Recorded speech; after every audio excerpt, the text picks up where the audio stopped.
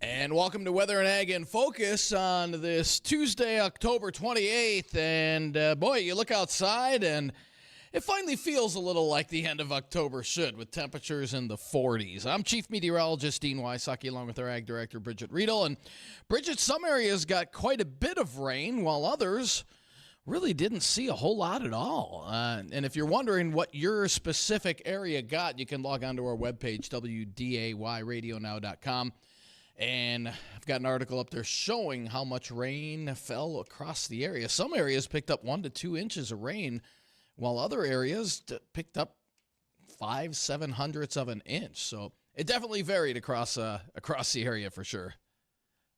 Very, very sporadic. And to those who have been busy the last couple of days, I know our fire department got called out here locally just yesterday morning. I want to say a happy First National Responders Day, uh, because for all of you, or National First Responders Day, I said that backwards. All of you are volunteers. You do so many things in our small towns. Many of you are farmers, ranchers, local folks, and you take it upon yourself to be there for the rest of us, whether it's through fire, ambulance, and more. So again, thank you and happy National First Responders Day to all those listening. Good deal. And we all love our first responders. They're very important for sure. No doubt about it. And I'll tell you what, in Jamaica, speaking of first responders and Jamaica, currently the Hurricane Melissa did make landfall on the west coast, southwest coast of Jamaica. And boy, oh boy, it made landfall as a Cat 5. In fact, it increased in intensity right as it made landfall with max sustained winds of 185 miles an hour and wind gusts over 220. So just incredible damage, unfortunately, right now along that eye wall along western parts of Jamaica, and the whole island is going to be inundated. So thoughts and prayers go out to them as they're going to see up to 30 inches of rain along with hurricane force winds. Just absolutely amazing. They, unfortunately, will be rebuilding for years to come. For us, our weather, obviously, a lot more tranquil. We picked up, as we said, anywhere between a tenth of an inch to some spots 1 to 2 inches of rainfall across the area. It'll be interesting to see what this storm system does when it cycles back in the next LRC cycle, because with all this moisture available, it could be a fun one. But we're looking at that rain ending. It's still raining in Lakes Country from DL northward, kind of a north-south band going right through DL and points southward. But that'll be diminishing as well. And we'll see a decrease in clouds after dark tonight. We'll drop down into the low 30s with a light northwest wind. If the winds go light enough, we could see some patchy fog overnight tonight. Then sunshine returns for your Wednesday. Lighter winds out of the north-northwest and highs in the upper 40s. That's normal for this time of the year. And then clouds will increase late in the day on Thursday. We're looking at temps in the 50s. And then a clipper system brings cooler weather, cloudy, and a few rain or snow showers on Friday with highs in the 40s. And then the weekend looks dry. And, I'd say the pick day is probably going to be Saturday, only because we're going to have light winds. It'll be a little cooler with upper 40s. Sunday, we warm all the way up to 60, which you'd think that'd be the pick day, but we're going to have winds on Sunday pretty strong, gusting 30 to 45 during the day on Sunday. And then much cooler weather comes into the area as we head into next week. And still no signs of any winter weather, although there's always a although or however. Models are hinting at bigger changes after about the 5th or 6th of the month, which is later next week. So we'll be keeping a close eye on that to see if anything actually develops. I think we've been a little spoiled, not only so far this season, but last couple of winters. We've been pretty spoiled around here. Well, if you haven't got your coveralls washed up yet before the fall season really hits us, and some of us have been wearing them already, get them into Coral Laundromat, because we want to make sure that you are clean and ready to roll. Because let's face it, farming's dirty.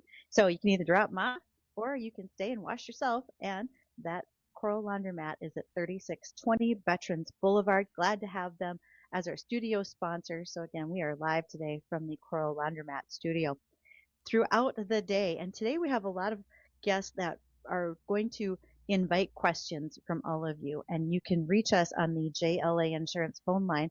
That number is 701-293-9000.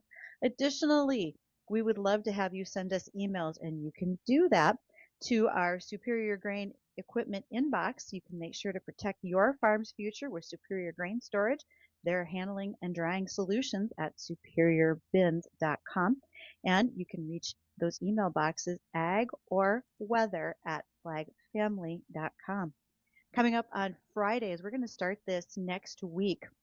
We're going to be talking every Friday with Greg Hansen of Hansen Agri-Commodities, and we're going to do market recaps. And Lord knows there's been plenty of volatility, whether it's in the grain as well as in the livestock. So look forward to Greg's assessment, and that's going to be starting next Friday, right after the WDAY Radio Farm Show. That's Wednesday, November 5th. We are just a few days away. We'll be kicking off at 8:30 in the morning with all-day programming about farm, ranching, everything associated with agriculture, and so much more. There'll be questions to ask, games to play, and a lot of learning to be had. And you can certainly join us here on the air, as well as following us on our live streams. We do them daily: Facebook, YouTube, and Acres TV. Now, I've already had some folks sending their responses to my request to the Superior Grain Equipment inbox. And that request is, if you have aerial photos of your farms, start sending them over. When I'm on camera, if you look above my head, you can kind of see one back here from my home farm in the big wood frame. I've got about 3 different variations of that over the decades, and would love to have you send them in. Mark them with your name. We did have someone send yesterday not only her home farm, but her husband's home farm. We'll be highlighting those throughout the farm show. And again, that is going to be the WDAY Radio Farm Show next Wednesday on November the 5th. So lots going on and lots to come. That's going to be a busy day. Very busy day. And brush up on your trivia, because Dean's going to need to do weather trivia. It's a Wednesday. But then additionally, I have some other things that go along with, let's just say, farm broadcaster trivia. Some of those folks that you might not expect, but we're going to bring up. So you're going to have to test your knowledge and go back into your sitcom history, if you will, but the way back when. This will be a lot of fun. Yes. Many things going on there. Then also, while you're at your desk, especially if you are someone who got that 1.5 to 2 inches of rain, you could be helping out by sending your ideas to the Minnesota Soybean Research and Promotion Council. They're taking their research project proposals for the fiscal year 2026. So if you have ideas such as in soybean pest management, agronomic research and tech transfer, soybean breeding, molecular genetics, and functional genomics, you can send those ideas to possibly be funded by the Minnesota Soybean Research and Promotion Council. And they are taking these ideas through December the 8th. If you have questions about where can I send that, because I've got a plan, I just need some funding, you can send that email to me. Again, ag@flagfamily.com. That is the Superior Grain Bins inbox.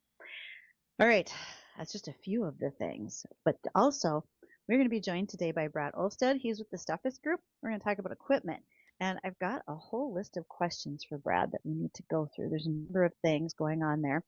Then secondly, we're going to be joined by Chris Sherman. He's our cybersecurity superhero. So we go from on the auction block with Brad Olstad to our cybersecurity superhero. And got lots of questions already lining up for Chris, which I'm really glad to see. Thanks for those folks who are sending them in, because Chris is here to be educational and helpful to us in all ways he possibly can. All right. Well, Dean, besides Jamaica's weather, anybody else on the globe that's seeing something destructive or surprising this time of the year? That's the one that stands out, is the Hurricane Melissa, and we've never seen anything like this in the Atlantic Basin. Not a storm this strong ever. At least on record. And so this is going to go down. This is stronger than Katrina. And we remember what Katrina did to New Orleans. And obviously Jamaica not as populated as the New Orleans area, but it's going to do similar damage. Think of somebody asked me, like, what is the damage going to look like when this is all said and done? Think of the EF5 tornado that hit Enderlin and the damage it did out there. Right. extrapolate that to the western third of Jamaica, because that's where the highest winds are going to be. The rest of the island has to worry about catastrophic flooding and wind damage. But the just think of that, an EF5 tornado damage all the way through the whole western third of Jamaica. That's what it's going to look like. Most everything will be destroyed in its path, unfortunately. So the damage is just going to be incredible, and that's the big weather story across the globe right there. Nothing gets much worse than that. Well, with 30 inches of rainfall expected in Jamaica, what will any of that make landfall to our southern states? No, it won't. In fact, it is going to go through Jamaica and then head up north towards eastern Cuba. It looks like it'll stay to the west of the Dominican Republic and Haiti, but affecting areas of eastern Cuba. Then it goes out to sea and kind of curves up towards Bermuda. So it will stay well off the U.S. coast. That's good news there. All right, so got to pay attention to what that track looks like, because it depends if it's going to bring us any precipitation as well. All right, stay tuned after we get through the American Livestock Network's livestock market report. Once we hear that, we're going to return for On the Auction Block with Brad Olstad of Steffes Group.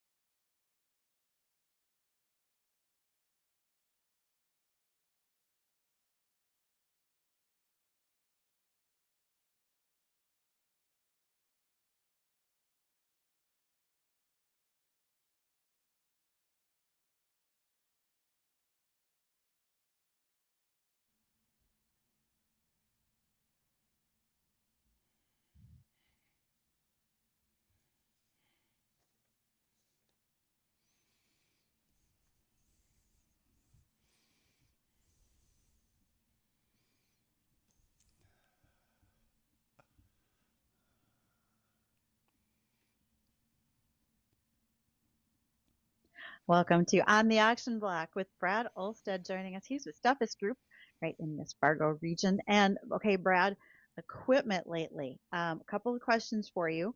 Have you seen a spike in combine purchases here during harvest due to fires, mechanical problems, or people just looking for tracked combines? We've seen an uptick in people asking about and purchasing used combines, specifically because of the value. There's heavily discounted prices out there right now. There's a large inventory of late model combines, 21 through 24 model, and there's an excellent opportunity for some of these producers to purchase a combine at these discounted price levels. So yes, there is a lot of interest. Once the bushels get in the bin, once we get some clarity in regards to some prices and some actions and some political aspects, I think you're going to see a real uptick in demand for large late model track tractors, mechanical front wheel drives, and combines. So yes, correct. Any trends you're seeing because of the upside of the cattle market? I mean, I know we had limit down yesterday in the market, but in the overall year-on-year scheme of things, we're still at some pretty high prices. So, are you even this late into the fall? Are we still seeing folks looking for balers, front wheel assists, anything like that?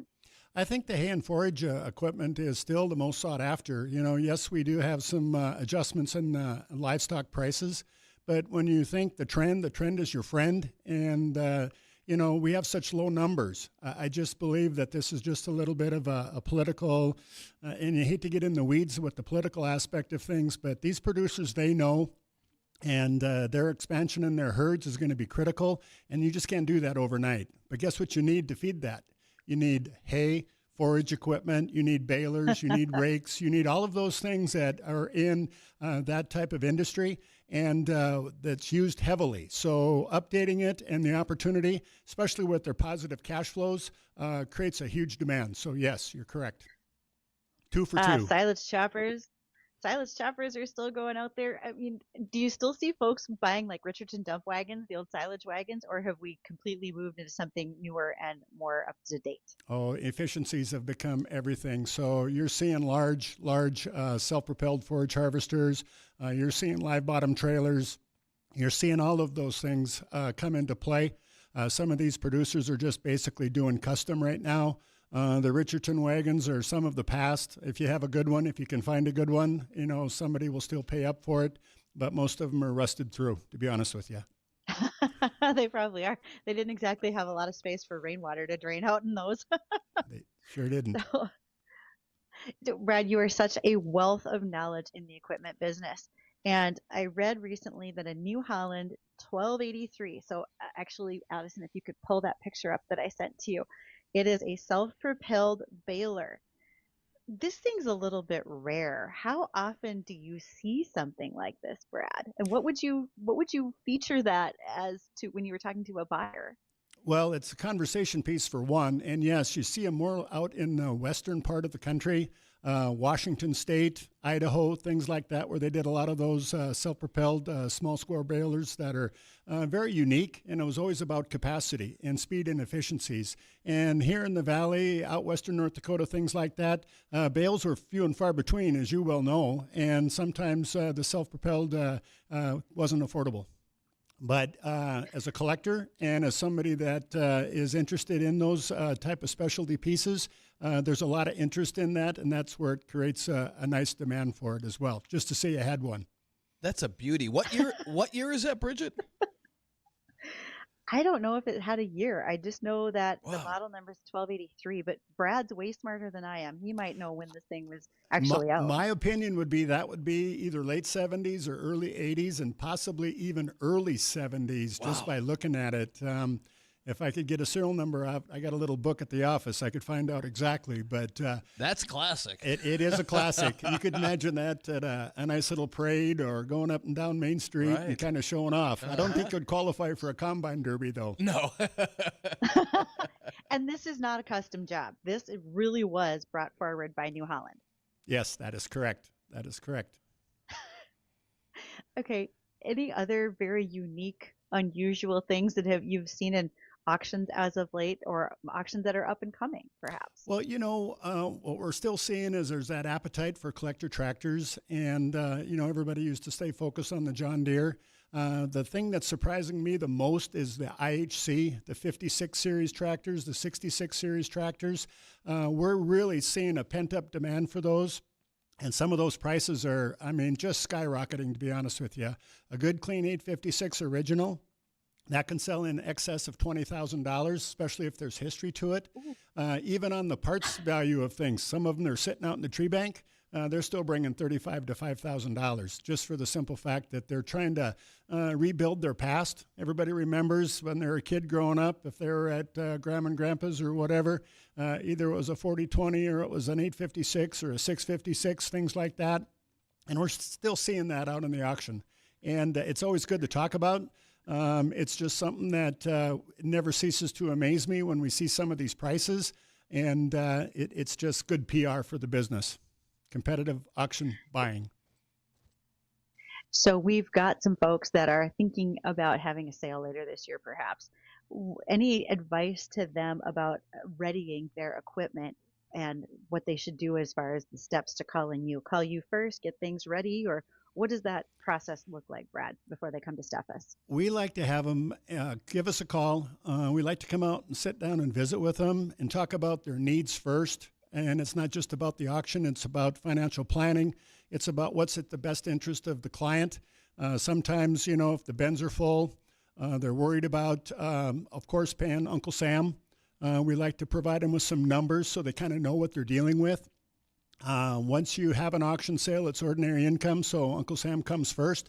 But there's some things that we like to discuss so they have a complete understanding of the process.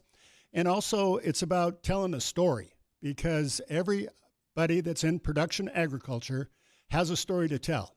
And what we're seeing is that when you communicate that story about how they took care of their equipment, put it in the shed, took it to the local dealer and had it serviced, there's some pride there. And when we're dealing with a world market right now, we want to be able to tell that story to show that potential buyer that could be 5-6 states away, that they can come to North Dakota, or they can come to Minnesota, or they can come to South Dakota and purchase with confidence, because that's what we have up here in the upper Midwest. We have good quality equipment.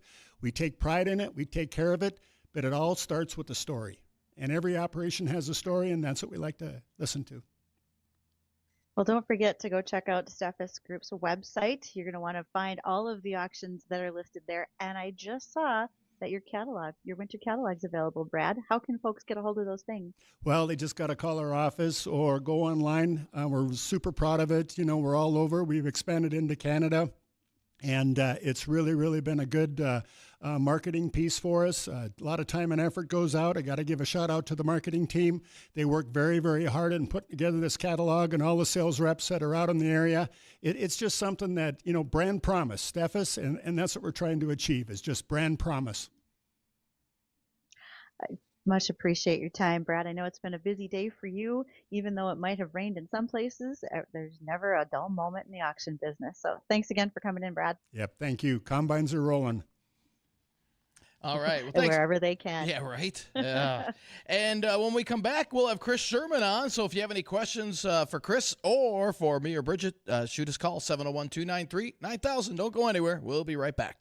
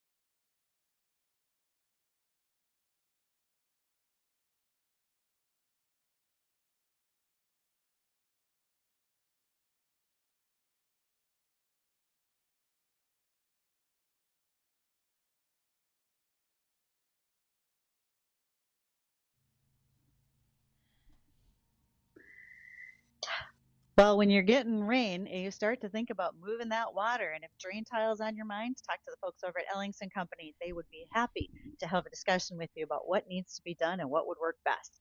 And also, if you're on a slight delay and you need fuel because you got to fire back up again, talk to Codeco Fuels and Propane. They want to make sure that not only your trucks, tractors, combines, but also your dryers are ready to run with fuel and propane from Codeco. Normally, I would talk about what we can do to reach out to our cybersecurity superhero, Chris Sherman. But good news, he's in the studio today. So, Chris, I have had questions coming in this morning just for you. Are you ready? I'm ready. All right. So, these are coming into the Superior Grain Bins inbox. And the first one is there is a rampant scam going on Twitter today with Bitcoin, where someone has sent a DM. It says, please click here, vote for me for my podcast. And if you click on that, the information is swiped, and someone who is hijacked, so to speak, their account is locked, their phone number is changed, they are added a multi-factor authentication. I can never say that word. And then in trying to recover those accounts. In some instances, people are concerned that their email has been hijacked as well, or hacked. So Chris, is it real? What should we have been doing on the front end to prevent it? I mean, this is social media. This isn't even banking that they're after now. And quite frankly, I've actually been inundated with a whole pile of email phishing scams today, and so I did not even see this Twitter one. That's okay. We'll talk about email next. Okay, so so the problem that I see is like this is happening across Twitter. It's happening across Facebook. Business accounts on Twitter or on Facebook. I'm sorry, X. Business accounts across Facebook are getting messages left and right about how their Facebook business pages are out of standard and they're not meeting community guidelines. And if you don't, take action and you need to click here and go through and process your account properly, those are the same types of phishing scams. Only the one on X is clearly, gained to, it's playing to your emotions of trying to help your friend or whatever with a podcast, and that, I mean, that one should be almost self-explanatory, simply because we see people's accounts getting hijacked all the time. The one on Facebook that we're seeing where they're saying that your page is going to be removed. The major problem with that is that is your livelihood, right? That's your business, that's your baby, and so suddenly you are kind of like launched into this idea that you have to save your page, and it is encouraging you to take action right away, right? And that's, and again, I would say delete all of those kinds of emails unless you're expecting it or those messages. They're 99% going to be phishing. And that's what, Chris, I'll everything I get in my email, if I don't know who it's from or if it looks suspicious, I just delete it. That's just the best thing to do, right? It is. And it's like, remember when telemarketers were calling nonstop to the point that people stopped answering their phones? Right. Now I feel like we're almost getting to the point where we're seeing so many phishing attacks and so many, spoofing attempts that people are almost, missing their emails. Can you block? I mean, it's almost impossible to block them, isn't it? So we do have filtration software, and different softwares are really good at it. The problem is, we've gone, I would say at least 2 years with the same software, and then all of a sudden, for some reason, we're starting to see phishing attempts from, outside vendors within our client base. And those emails are getting through. And it's really kind of distressing because we can't seem to respond fast enough to those attempts. And we're being targeted at the time when we're the busiest, the most distracted. And you make a great point. Farmers are part of the connected chain. Yes. And oftentimes we might be the weakest link. I would say that, yes, to a large degree, there is definitely a reason to say that, yeah. Whether it's time and urgency or weather, whether it's, just the season that we're in, it does lend us to be, highly susceptible. Crappy passwords. We all hate taking extra time, so we're not using two-factor in order to be safe. Yeah. All of those things are stacked against us. And I realize we talk about this constantly, and I bring it up a lot, but I'm guilty of it from time to time. I have to do better. So I don't know if we can hit this enough. Cyber criminals are out there. They're looking for us, whether it's to be annoying or actually getting away with, you know, affecting us and retail. You have several examples here that you were going to mention as well. Yeah. Okay. So, and I guess, okay, first off, the month of October is Cybersecurity Awareness Month. And then at the same time, October tends to be our harvest. And that's, really kind of the peak of busy season, especially across the Midwest. And what we've actually seen is there have been a number of really big attacks that have happened across agriculture on more of a grand scale in the past several years. And they all seem to happen between September and November. The largest ones I can think of is like there was a Sputnik potato equipment. Their parent company was hit during harvest 2 years ago. New Cooperative, Crystal Valley Cooperative, the Dairy Farmers of America. And Dairy Farmers of America was a little bit earlier in the year, but still it's the same concept. It's a crime of opportunity, and timing is everything. Last week, Amazon Web Services, AWS, Yes. had some pretty big hiccups. And it not only affected social media platforms, but even some of the functionality in places like John Deere Ops. Yes. Is that a potential opening of the door for hackers to get into more information, or how could we be protecting ourselves against that? Is it possible? So the lesson to be learned, I think, from AWS outage was the fact that there's multiple different geographical locations for storage and for running platforms. And unfortunately, a lot of what people have done is they stored backups at the same location. So it's kind of like the idea of keeping your backup files in the same filing cabinet, right? Whereas if you put it in a completely different warehouse in a completely different filing cabinet, if one goes offline because there was a fire, now you still have a backup to go to, right? But when that entire corridor or that entire that side of the AWS was offline, now all of a sudden nobody was able to function. And so redundancy is very critical. And I think that we really need to start thinking about that from a security perspective on our farms, not in reference to AWS, but in reference to where are you keeping your backups, and what is your plans if JD Ops goes offline? What is your plans if Climate Field View or any of these other applications that we use go offline? What is our game plan? The dairy industry is the one that really keeps me up at night. If robotics goes offline, we don't have the manpower to physically take care of those herds again the way that we used to. If think about grain management throughout the through the winter months or whatever. If those systems go offline and nobody was alerted, what is our fail safe? Well, how do we how do we make things go back to being manual?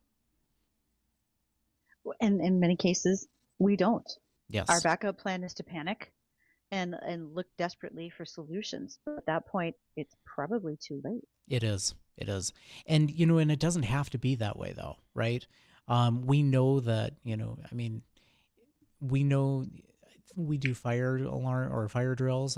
We've done it ever since we were a kid. We used to do, all those types of things. We need to be doing that with our farms as well. We need to have backup plans. What do we do if there is no power? What do we do if we can't get in, if we don't have internet? What do we do if, what are those scenarios? And then what is, tabletop exercises to plan for disasters. That's really what it boils down to. You have a very interesting note here about Thursdays. This is a pattern, isn't it? It is. Definitely happens on Thursday, or we definitely see a spike in activity on Thursdays. Why is that?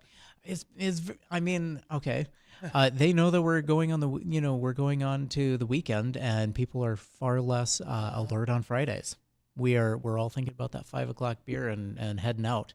And so therefore, we tend to be far less, cognizant of what's going on around us. And we will click on emails. We'll just kind of quick pay that bill and get done and get out of the office. And that is definitely something that we see a significant trend in. From a farming perspective, I always go back to the example of, you're headed to the Lake of the Woods and you guys hit the road on Friday. A transaction late Thursday night, early Friday morning is going to be missed until Monday. And by that time, the money is long gone. Good point. Well, Yeah. all those little reminders, whatever website it is that you're using, if you're buying vet supplies, if you are doing online groceries, online banking, they ask you, wouldn't you just like to save your password right here in Google or in this site? The answer to that should be No. No. Please no.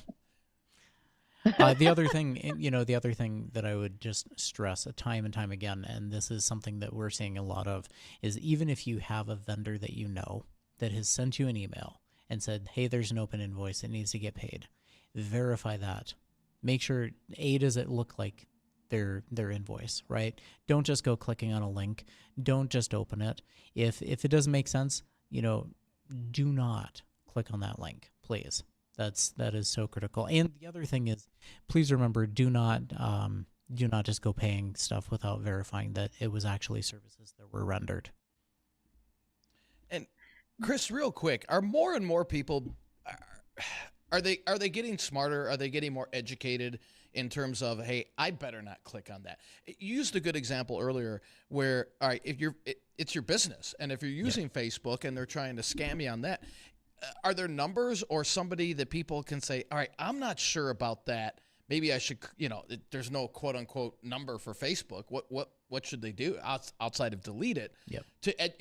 For people to say, hey, if it's that important, they'll get in touch with me. I'm just deleting this. Is that a smart thing to do? Yeah, that is, definitely one way of doing it. It's a fail safe, right? We have an email called that's fraud@techsupport.farm, and you could just drop the email, forward it to us, and we'll check it out and verify it for you. What was that email again? fraud@techsupport.farm. Okay. Yeah. That seems to be a really helpful way to, handle it. The other thing is that if we do find out that it is a spoofing attempt or a phishing attempt, then we'll notify the other party, and then we'll also we'll report that domain for you. So great. Yeah. Oh. The idea of ignoring your emails, not a good thing to do. But no, it's not. And are people No. getting smarter? They are, but at the same time, they're becoming a lot more tech shy, I would say. They're steering away from it, and they're trying, they just kind of, it's a problem that we have to deal with. And we have to deal with it one-on-one. We got to take care of Yes. our things because, again, we can be the weakest link in the whole chain of Yep. security at this point. Yep. Chris, our cybersecurity superhero, Chris Sherman, is with Tech Support Farm. If folks would like to reach out to you, Chris, how could they do that? They can go to our website at www.techsupport.farm, or they can call us at 701-446-8518. All right. Well, Thank you. Yeah, thanks for joining us, Chris. Absolutely. Appreciate it. Well, when we come back, we're going to have a recap of the weather, take a peek all the way into the weekend, what the weather looks like for Halloween and beyond. And if we have time, Bridgette's got a couple of ag topics to go over as well. Don't go anywhere. We'll be right back.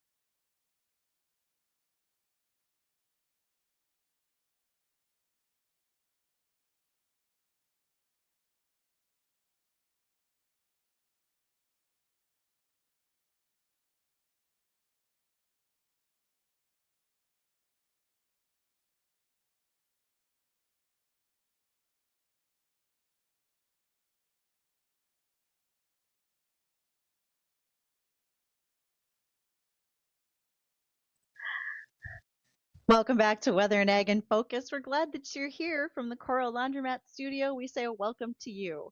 And also, don't forget this weekend, daylight savings time is coming around. So we can all start complaining about how we got an extra hour of sleep and we're not well rested and it's dark at 4 o'clock. So get ready for that.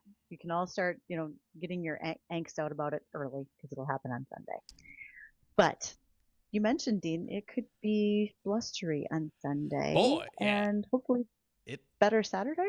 Saturday better for wind-wise, with temperatures in the upper 40s, and then but right around 60 on Sunday. But the wind machine's going to crank up. That's the only. So I'd rather take Saturday with the sunshine and lighter winds than Sunday with the warmer temps and stronger winds. And we got Todd on line one. He's got a question for me. Todd, what's going on?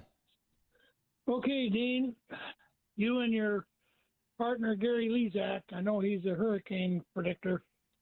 Did he have this one predicted down in Jamaica? That's a very good question. And a quick answer is no. This is one of them that was missed. And he's doing a lot of research on that now. He did have a hurricane in the area, but not to the strength and intensity of what is hitting Jamaica. So he's going back as we speak. I know he had an article about this on his website that hey, this is one of the misses, and nothing's perfect, but now he wants to go back and find out why. Why is this? I mean, something this size and magnitude. Why is this one of the ones that was missed? So good question, Todd. But yeah, I got a follow up for you, Dean. Let her go. I know that they're saying that this is the strongest storm that has hit the island of Jamaica. On record. Does this storm, how does this storm compare with other big Category 5 storms? Well, this one, and we were talking about this earlier, this is actually stronger than Hurricane Katrina. The central pressure and the strength of the winds is stronger than Hurricane Katrina. And we all know what damage that did to New Orleans. Now, we'll have to wait and see. This is kind of on target with, consider like the Enderlin EF5 tornado that hit earlier this year. Extrapolate that over hundreds of miles instead of concentrated. That's what is going to be experienced over the western third of Jamaica. Basically, an EF5 tornado that rakes through the whole eastern third of the state, while the rest of the state has extreme flooding, catastrophic flooding. So even though the central and eastern parts of Jamaica are escaping the strongest winds, they have to deal with the catastrophic flooding. So it's the strongest on record, not only for Jamaica, but in the Atlantic Basin as well. And this one will go down in the history books. It's going to be hard to top this one. But, with ocean waters warming over the last, 20, 30 years, you can't say there won't be a stronger one than this. But so far, this is the strongest one to ever hit the Atlantic Basin and the island of Jamaica. And as an island, they don't have a lot of protections. They've got is it called the Blue Mountains? Blue Mountains, I think, is the name of it. I've been up in there, and they can call them mountains, but there's not a lot of places to go. If you're gonna have 30 inches of rain, the flooding down below will be tremendous. And these are catastrophic places that are built. I would say they're maybe not as high of code levels as some of our beach resorts might be built. Correct. Yeah. This is going to kill their tourist industry. It's going to take it's going to take them a while to rebuild. And I'm sure once they come back, everybody will go back down there. But Jay was just telling me during commercial break that there was quite a few people stuck in Montego Bay, tourists. They just couldn't get out. So, and Montego Bay is right in the crosshair of the eye wall as it moves northward through the island. So not good news for them. And as we were talking earlier, Bridgette, this will exit the island here later this afternoon. So it's picking up a little speed, and then it'll be back out over open waters by this evening, and then hitting Cuba, eastern Cuba, and then up through the eastern Bahamas, and then taking an aim at Bermuda. in a weakening fashion, but still a formidable hurricane. But yeah, luckily this will not affect the United States, if there's any good news out of that. But other than that, we've got some pretty quiet weather heading our way. Enjoy the next couple of days as we start to dry out once again. So for Bridgette, myself, I want to thank everybody for joining us on Weather and Ag in Focus. Don't go anywhere. Jay Thomas Show is coming up next.